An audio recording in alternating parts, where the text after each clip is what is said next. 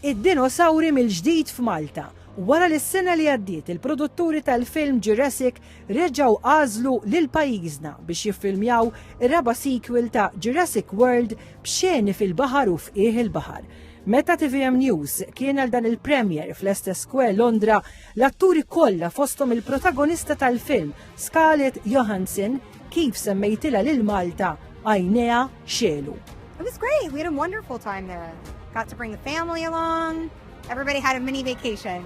Attur kbir ieħor, Jonathan Bailey, feraħ ħafna kif semmejtlu lil Malta. We were so well looked after and the Maltese crew were amazing. And the facilities there are extraordinary. Doing that boat sequence, I've never seen anything like it. So yeah, the whole thing was... Il-maġġoranza tal-atturi fosthom maħarxa laqali qal li jrid jerġa' jiġi Malta. Malta was wonderful. I was really taken care of in Malta. I love your country. I love the food. I love the seafood. I love the sea. I love the people. It was incredible. Il-Kummissarju tal-Films Johan Grek qal li ħossu gburi bil-ħaddiema Maltin għal livell ta' xogħol illi taw lil dan il-film Jurassic World Rebirth f'pajjiżna. Vota fiduċja, Marija. Vota fiduċja għal pajjiżna, vota fiduċja għal ħaddiema Maltin li jaħdmu fil-films, voti ta' fiduċja talent Malti u għawċi.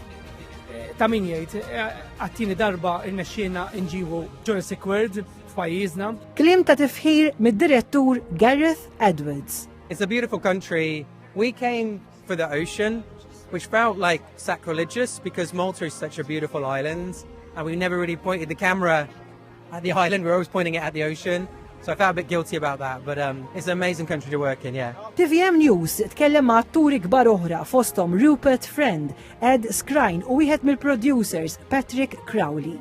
The tank is an extraordinary feat of engineering. We had a replica of the boat there as well as one that we took out to sea, and the one that is in the tank has the ability to mimic every movement of a boat, whether it's just riding along on the waves, being hit by a dinosaur, being turned upside down. So it was an extraordinary thing to be a part of. I loved Malta, and my kids love Malta. They won't shut up about it. We want to go on holiday this year, and all the kids say is, can we go back to Malta, please? Malta, also the tank, the water tank that they have, there's only 2 of them in the world, and Malta's is the best. And people go there because it's so well managed and maintained. And also Malta's a fabulous place to go. F'Malta, il-film Jurassic World Rebirth se joħroġ fit-2 ta' Lulju li ġej.